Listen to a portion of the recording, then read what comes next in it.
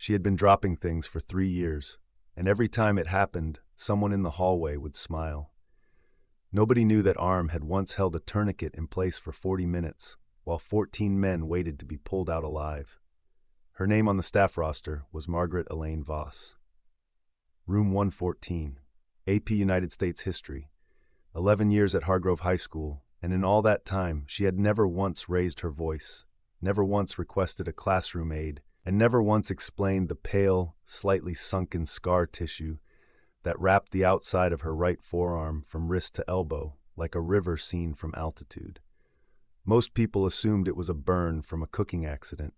A few assumed it was something she didn't want to talk about.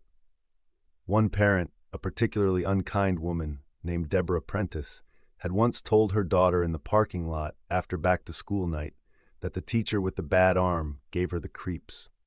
The daughter had repeated it. The daughter's friends had repeated it further. By the time it filtered back through the school in the way that all things eventually do in a building full of teenagers, it had become something of a low-grade joke. Not cruel enough to be addressed, not kind enough to be forgiven. Margaret Voss drove a 12-year-old Subaru with a cracked dashboard and a National Park sticker on the rear window. She brought her lunch in a brown paper bag. She wore the same rotation of 7 blouses with the kind of quiet consistency that spoke not of poverty, but of a woman who had long ago stopped caring about what people used as measuring sticks. She graded papers in the empty classroom during lunch, while eating half a turkey sandwich, and she could recite from memory the full order of battle at Normandy, the casualty rates at Chosin Reservoir, the political conditions that made the fall of Saigon not a surprise, but an inevitability. She was, by any external measure, easy to overlook, and the people of Hargrove High School had become very skilled at overlooking her. The principal was a man named Gerald Moss, 47, recently divorced, deeply invested in his own image as a progressive administrator who ran a tight and modern ship. He had arrived at Hargrove 3 years ago from a district in the suburbs where he had made a name for himself by launching a student wellness initiative that had been written up in a regional education journal. He had photographs from the article framed in his office. He referred to himself in staff emails as a systems thinker. He had, in his first month at Hargrove, walked into Margaret Voss's classroom during a lesson on the Korean War, watched for 4 minutes without introducing himself, and left without a word. When his assistant had later asked him what he thought of the veteran AP teacher, he had said, and this was a direct quote that his assistant never forgot, "She seems fine, a little old-fashioned. We'll see if she keeps pace." That had been 3 years ago. In those 3 years, Margaret Voss's AP History pass rate had never dropped below 91%. Her students scored in the top 8% of the state on the national exam. She had never missed a day of school. She had submitted every piece of required paperwork on time, attended every staff meeting without complaint, and once, during a fire drill in February, when a sophomore named Carlos Reyes had gone into a full panic attack in the parking lot, she had sat next to him on the cold asphalt and talked him down with a steadiness and precision that the school counselor who arrived 7 minutes later had never quite been able to explain. None of this had earned her a single word of public recognition from Gerald Moss. What had earned her attention was the boxes. It was the second week of September, and the district had sent a new shipment of updated textbooks, thick, heavy things in cardboard boxes that had been stacked on a dolly outside the main office. The plan was for each teacher to carry their classroom allocation down the hall. Most teachers grabbed their boxes without complaint. Margaret Voss took one box under her left arm and attempted to grip the second with her right hand, and it slipped, as it sometimes did, because the nerve damage in her right forearm made fine grip unpredictable, especially under load, and the box hit the floor with a loud crack and split open, sending textbooks sliding across the hallway tile. Gerald Moss was standing 15 feet away, talking to a pair of parents. He looked at the books on the floor. He looked at Margaret. He did not offer to help. He said, in a tone that he seemed to believe was quiet but was not, "Mrs. Voss, perhaps ask a student to assist you." And then he turned back to the parents and continued his conversation. And one of the parents glanced at the books on the floor with the vague, embarrassed look of someone witnessing something they wished they hadn't seen. Margaret Voss picked up every book herself, one at a time, left hand only, and stacked them back in the torn box and carried them to her classroom. She did not say anything. She did not look back down the hallway. She had been in situations that were worse than this. She had been in situations that were so far beyond this on every conceivable scale that the word worse wasn't adequate. But she understood that this was not the kind of thing she was supposed to say out loud in a school hallway. So she said nothing, and she went back to her classroom, and she taught the third period the opening conditions of World War I with the same focus and precision she brought to everything. And the students took notes, and the afternoon moved forward the way afternoons do. What no one in that hallway noticed, because no one was looking for it, was the way she had carried those books. Left arm only, no strain visible in her face, no hesitation in her stride. A woman who could carry 40 pounds in one arm without breaking posture had not arrived at that capability by accident. But hallways are not places where people ask questions. Hallways are places where people form impressions and move on. The impression the hallway had formed of Margaret Voss was fixed, and no one was interested in revising it. That was about to change. The first thing that made people pay attention, really pay attention, not just notice, happened on a Thursday in October. There was a student in Margaret's third period class named Jordan Whitfield, 17 years old, quiet in the way that is different from shy, quiet in the way of someone who is paying close attention to everything and choosing not to participate for reasons that are their own. Jordan's father had served 2 tours in Afghanistan and come back changed in ways the family was still navigating 6 years later. Jordan wore a black rubber bracelet on the left wrist with a name on it that Margaret had noticed on the first day of class and had not commented on. She had simply placed Jordan in the 3rd row, near the window, which was where she put students who needed to be able to look at something other than the board when they needed a moment. It was during a lesson on the Vietnam Memorial, the statistics, the design, the argument Maya Lin had made about grief being something you should have to walk into, that Jordan had gone quiet in a different way, a heavy way, the kind of stillness that has weight behind it. The other students noticed, the way teenagers do, which is to say imperfectly and uncomfortably, unsure what to do with someone else's pain.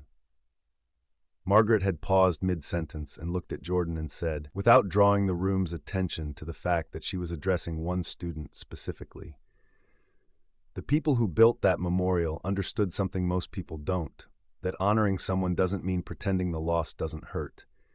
It means saying out loud that the loss is real, and it matters, and it will not be forgotten." She had looked at Jordan for exactly 1 second longer than she looked at anyone else. Jordan had exhaled once, slowly, had unclenched a hand that had been gripping the edge of the desk, had nodded, very slightly. After class, a girl named Priya, who sat 2 rows away, told her friend in the bathroom that something about the way Mrs. Voss had said that was different, like she wasn't just teaching, like she was telling them something she already knew. Priya's friend said, "Yeah, that's just how she is," and they moved on. But the seed of the question was planted, very small, in the ground of the school's collective awareness. The question being, what does Margaret Voss actually know about loss? The answer began to emerge, not all at once, but in fragments, the way answers to important questions usually do. A substitute covered Margaret's class for 1 day in mid-October while she attended a district curriculum meeting. The substitute, looking for the attendance sheet, opened the top drawer of the desk and found, beneath the attendance folder, a laminated card. Not a teaching resource, not a hall pass template. A card roughly the size of a playing card, olive drab, with a call sign on it in faded black type. Iron Actual. The substitute had no idea what that meant. She took attendance, covered the lesson plan Margaret had left, and put the card back where she'd found it. But she mentioned it that afternoon to the school librarian, who mentioned it to the PE teacher, who looked it up on his phone, and found that actual appended to a military designator meant the commanding officer of a unit. not a member of the unit, not a subordinate, but the person in command. The PE teacher, whose name was Dave Hernandez and who had a brother who had done 8 years in the Army, went still when he read that. He thought about it for a moment. He thought about the arm. He thought about the way she had sat with Carlos Reyes on the cold February asphalt, calm as a stone, while a kid hyperventilated beside her. He went home that night and thought about it some more. And in the morning he decided he was probably reading too much into a laminated card that could mean anything. He didn't say anything to anyone. But he started paying a different kind of attention. There was a veteran in the junior class named Marcus Webb, whose grandfather had served in Vietnam, and who had, since the beginning of the school year, been conducting an independent research project on military occupational specialties, the classification codes that determined what a soldier's role in the military was. He was doing it for a history credit with Margaret as his supervising teacher. He came to her classroom twice a week after school to discuss sources and direction, and in those sessions he had noticed things. She knew things about field medicine that were not in any textbook he had found. She knew the difference between a sucking chest wound and a tension pneumothorax, not in the abstract, the way a person who had read about them might know, but in the concrete way of someone describing a procedure, the pressure, the angle, the timing, the sound. She knew the radio communication protocols for calling in a medevac down to the digit sequence. When he had asked her once, casually, where she had learned all that, she had smiled very slightly and said, "I've done a lot of reading." Marcus Webb was 17 and had grown up around military history, and he knew that was not the answer of a person who had only read about things. That was the answer of a person who had decided the conversation was over. He respected that. He also wrote it down in the notes he kept for the project, and he underlined it twice. The third week of October, 2 things happened close together that quietly restructured the school's entire understanding of Room 114. The first was a Thursday, near the end of school. Margaret was walking through the parking lot to her car when a motorcycle backfired on the street adjacent to the school. It was a sharp, cracking sound, very close to a particular register of sound that has nothing to do with motorcycles. Every person in the parking lot flinched or startled. Parents, teachers, students, the custodian pushing a cart near the rear entrance. Margaret Voss did not flinch. She did not pause. She tracked the direction of the sound, a single clean movement of her head, left, toward the street, assessed it in under a second, and continued walking to her car. Not the reaction of someone suppressing a flinch, the reaction of someone who had learned, in a context that mattered significantly more than a school parking lot, that the first second after a loud, sharp sound was information gathering time, not reaction time. Marcus Webb saw it from 20 feet away. He stood next to his car for a long moment after she drove away. The second thing was a Friday. A parent named Hector Salinas came to school for a conference about his son's grade. He was a quiet man, broad-shouldered, with the posture of someone who had once been required to have very good posture and had never fully shed it. He had served 12 years in the Marines, left as a staff sergeant, and now ran a landscaping business and coached youth soccer on weekends. He was waiting outside room 114 for his 4:15 appointment when Margaret came down the hallway with a folder of papers under her left arm. She saw him, registered his posture, looked at his face, and something passed between them that was not a word and not a gesture, but was nonetheless a form of recognition. The kind that doesn't need language because language was not the original medium. She said, "Mr. Salinas, thank you for coming." He said, "Mrs. Voss." And then he said nothing else for a moment, just looked at her right arm, at the scar that ran from wrist to elbow, and then back at her face. And then he said quietly, "What branch?" She met his eyes. "Army." He nodded slowly. That was all. They went into the classroom and discussed his son's essay on the Gulf War, and it was a productive conference. And when it was over, he shook her left hand, not as a mistake but as a deliberate choice, because he understood the geometry of her situation, and walked out. In the hallway he stopped. He turned around. He looked at the closed door of room 114 for a long moment. Then he walked to his truck, sat in the driver's seat without starting the engine, and stared at the steering wheel. 12 years in the Marines, and he knew what that kind of scar came from. He had seen that kind of scar in exactly one context. He pulled out his phone and called his former commanding officer, a man he still talked to regularly, and he described what he had seen: the scar, the posture, the way she had moved in the hallway, the arm. His former CO listened, then said, "What's her name?" "Voss, Margaret Voss. She's a high school history teacher." A pause on the line, long enough that Hector Salinas pulled the phone away from his ear to check that the call was still connected. Then his former CO said, "Get me the school's address." It was the first week of November when the black SUV pulled into the Hargrove High School visitor parking lot at 8:47 in the morning, 40 minutes into first period. Two men in civilian clothes got out first. They moved with the efficient, contained alertness of people who were not tourists. Then a third man got out, and he was not in civilian clothes. He was in full dress uniform, decorated with the kind of service ribbons that accumulate over a career spent in places the news only covers when things go badly wrong. He was a colonel. His name was not visible from the school windows, but his rank was, and two teachers who happened to be looking out at the parking lot at that moment went still in ways they couldn't immediately explain.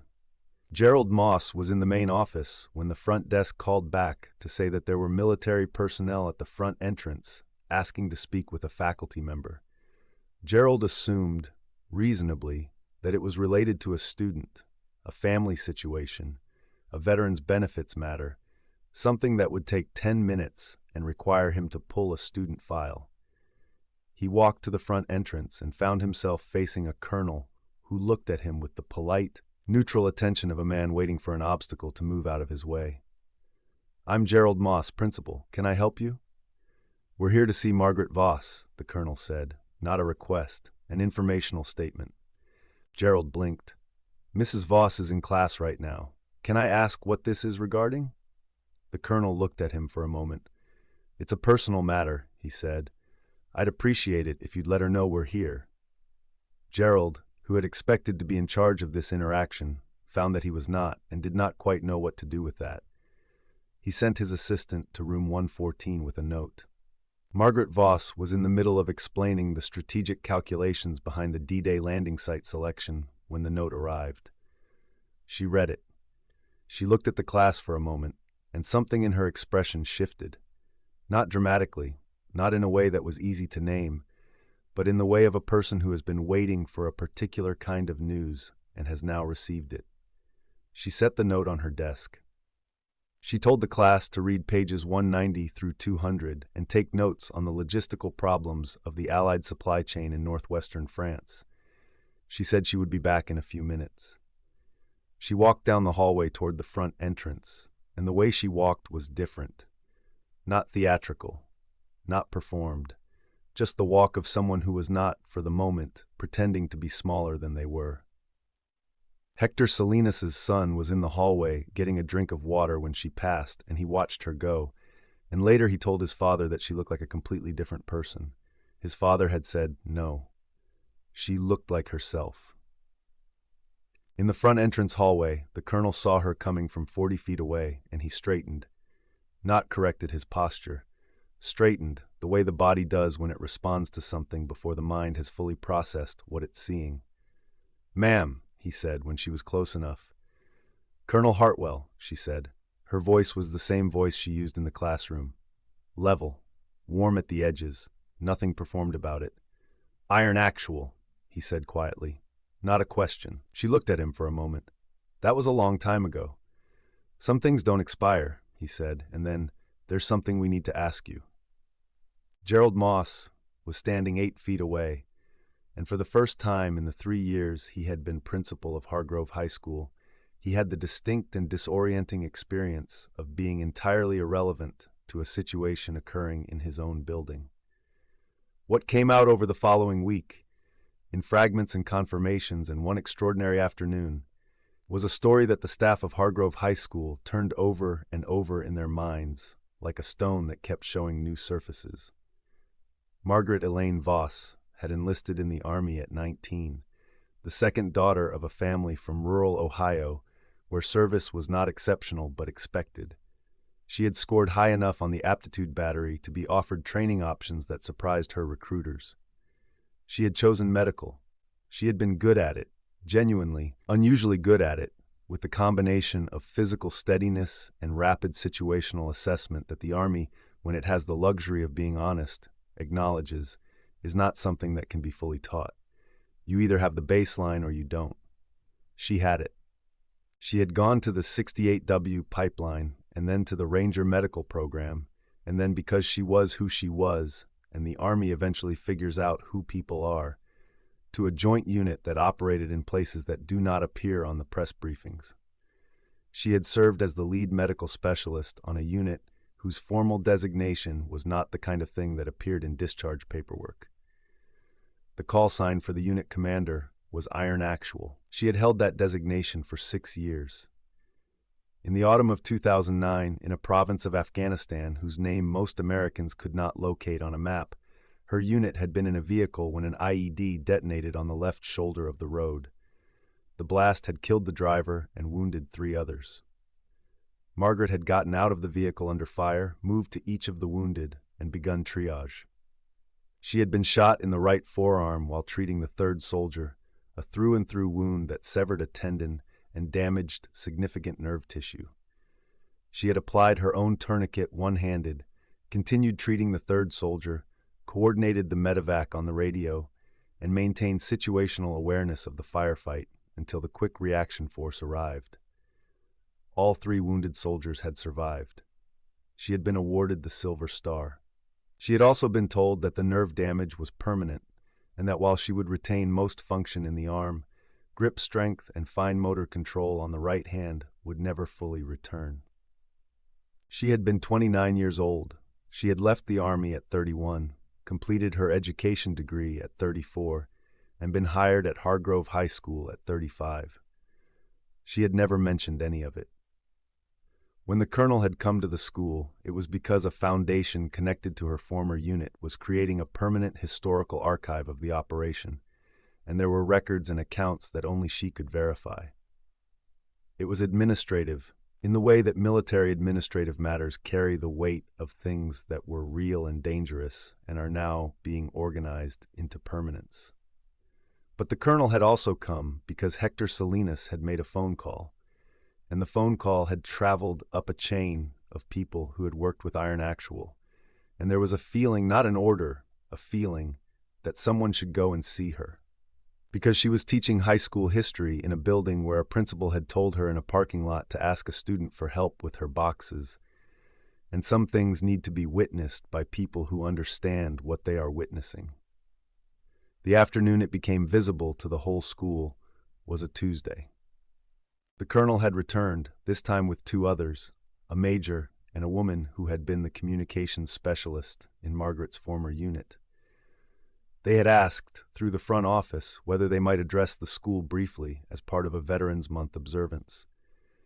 Gerald Moss, who was by now aware that something was happening that he had not adequately prepared for, said yes. The gymnasium filled with students at 2 in the afternoon. The assembly had been announced as a Veterans Day observance, which the students expected to mean a brief speech and a video about the importance of service, after which they would return to class.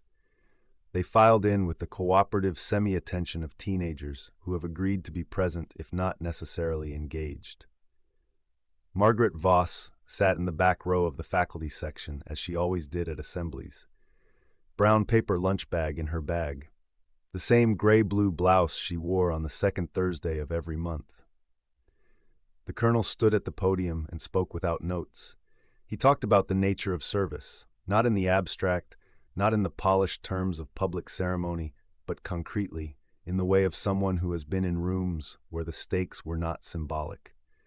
He talked about what it meant to be in the field with someone who was better at their job than you would ever be, and to know that their competence was the reason you were still standing. He said there was a person in this room who he had thought about many times over the past 15 years.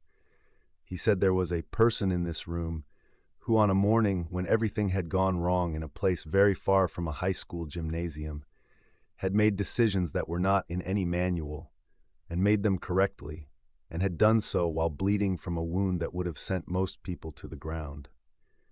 He said her call sign was Iron Actual. He said that in his unit, that name meant the person you call when everything else has failed. He looked at the back row of the faculty section. The gymnasium was completely silent in the way that large spaces full of people are only silent when something true is happening. Margaret Voss did not move for a moment, and then she stood up, slowly, the way you stand when you are not trying to make an entrance but have simply run out of reasons to stay seated. The major and the communications specialist, who were standing to the right of the podium, came to attention. The colonel stepped away from the podium and came to attention. 3 military people in a high school gymnasium, standing at attention, facing a history teacher in a gray-blue blouse with a scarred right arm and a brown paper bag on the bleacher beside her. The salute was simultaneous, crisp and held. Margaret Voss stood straight and returned it, left hand, because that was the hand that worked fully, and no one in the room who understood anything thought there was anything wrong with that. From the third row of the student section, Jordan Whitfield, who wore a black rubber bracelet with a name on it, was the first student to stand up. Then Marcus Webb, then Hector Salinas' son.